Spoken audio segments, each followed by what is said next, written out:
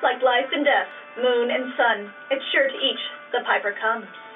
And while God and Goddess give for free, down below there will be fees. Despite perfect love and perfect trust, there's no way around it. Cash is a must. We've sought within, but come up short. So we come to thee, your help to court. If you would aid this temple's life, a $3 donation would be nice. Remember well that gifts when sent return threefold of what was spent. But if you can't, well, blessed be. We shall survive, so mote it be. Marry me and welcome to week 43 of Wicca, a year and a day in Magic. This week we'll be learning about more pagan and Wiccan rituals. Now on our YouTube channel here at Universal Pagan Temple, we do a variety of different rituals. Our new moon ritual honors the crone goddess and also a little bit of the maiden. And our full moon ritual honors the mother goddess. Now there are vast amounts of different new and full moon rituals, different than the ones that we do, but the concept remains the same. The full moon honors the mother goddess, and the new moon, or sometimes it's called the dark moon ritual, honors the crone, and depending on the ritual, it'll also involve the maiden as well. There are also the 12 Sabbats, and their different rituals, such as Yule, Imbolc, Ostara, Beltane, Litha, Lunasa, Mabon, and Samhain. You can learn more about these by reverting back to week 6 in our year and a day in Magic. Now there's a portion of rituals that you will find. It's called Cakes and Ale. This is kind of like a mini ritual. It's a grounding after you perform any type of magical work or work with the goddess and god. And it's also a thanksgiving, thanking the goddess and god for everything that they do. And it's necessity that you leave a small portion of your cakes and your ale as a libation to the earth, thanking her for her bounty that she gives us. Now that you've been studying Wicca for quite a while now, you may have heard of what's called an initiation.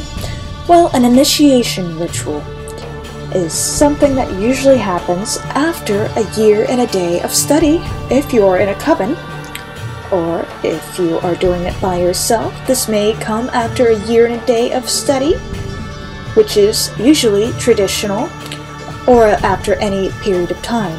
Usually, you have an initiation when you are ready to start a new phase of your life, a new journey in your path in Wicca.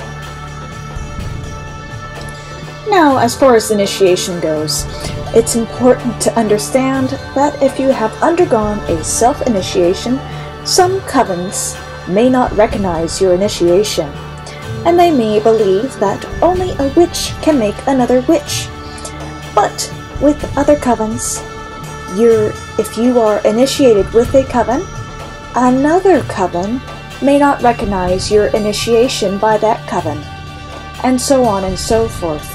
But if you ever do a self-initiation for yourself, or if you are initiated by a coven, it's important to respect other pagans and Wiccans who have said that they have been initiated by X or Y coven, or they've been initiated by themselves.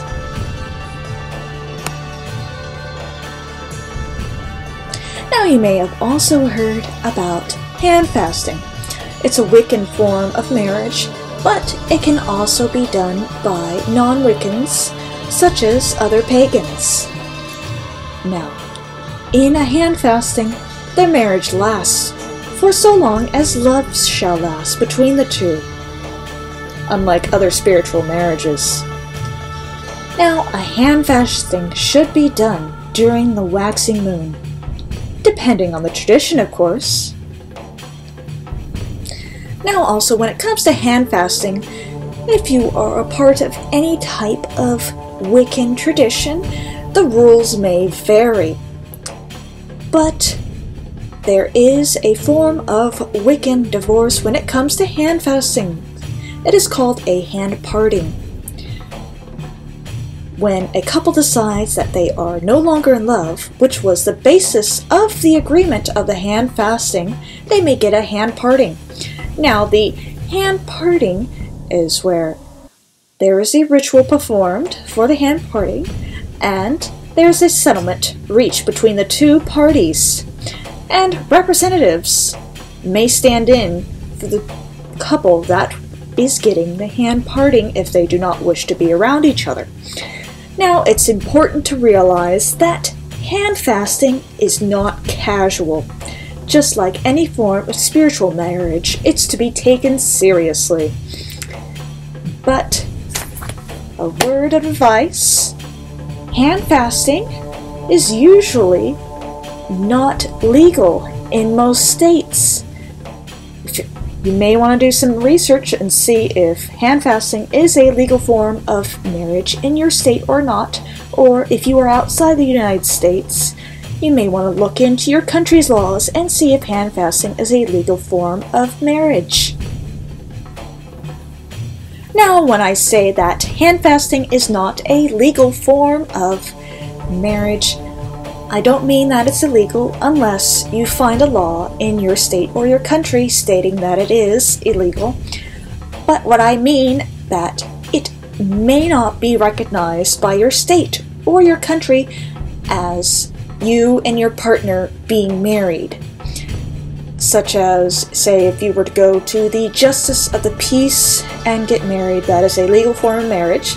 And in some states, here in the United States, it's not considered a legal form of marriage if you're married by a priest and a high priestess in a Wiccan coven. In a hand fasting, that may not be a legal form of marriage that you can go report on your taxes. You may have also heard of what's called as a Wiccan E. Now, a Wiccan E is a ritual to bless a newborn child.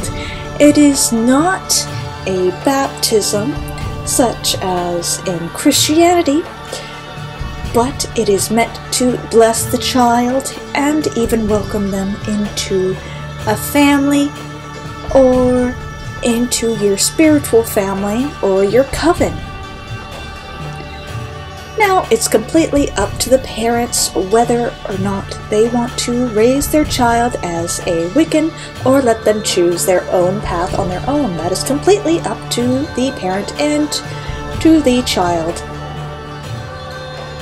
Now, what happens when a Wiccan passes on from this life?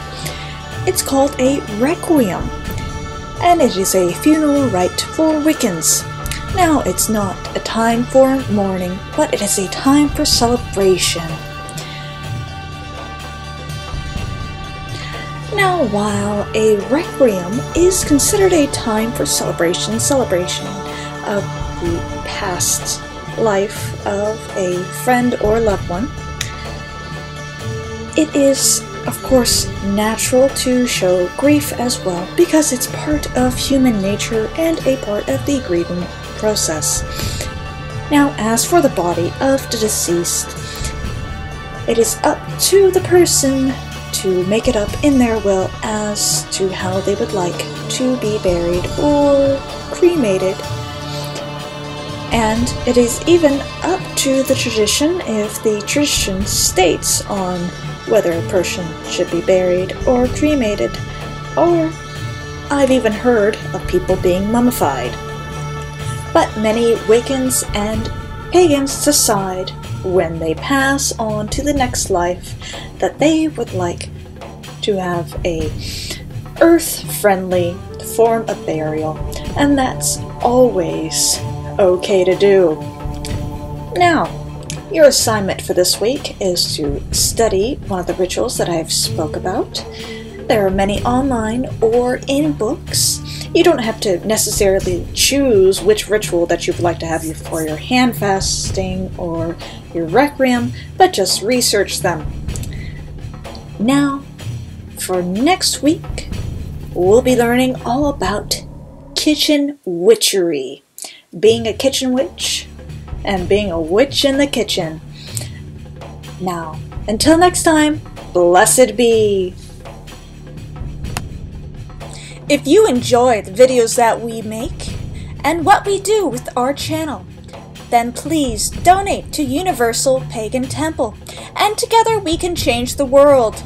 Links are in the description below. And until next time, blessed be.